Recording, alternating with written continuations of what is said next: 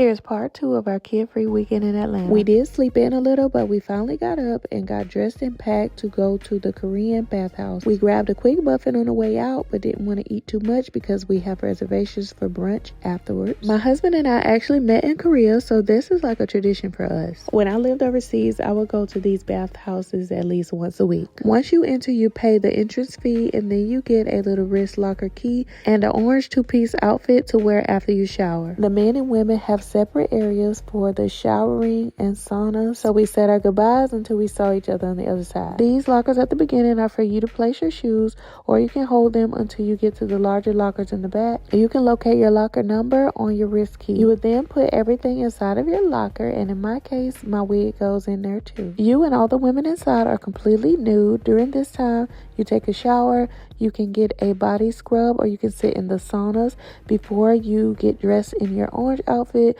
and then you go into the common area. And this is where we will reunite. They have a cafeteria and lots of different activities, massages, all kinds of saunas and things in this area. You can literally spend a whole day in here. It's so refreshing and relaxing, and we hate that we had to leave so soon, but we had to factor in the Atlanta traffic in order to make our reservations. We made it just in time to this place called Weezy's that we found off TikTok, and y'all, this place was such a vibe. It's 21 and up, and the music, the ambiance, the crowd, the decor, everything was just so nice. It literally felt like we were at a day lounge. We ordered food and drinks, and y'all, this lemon drop flight was so good. As an appetizer, we tried the spicy lemon pepper wings, which were so good. I got the oxtail and grits, and he got a French toast breakfast platter.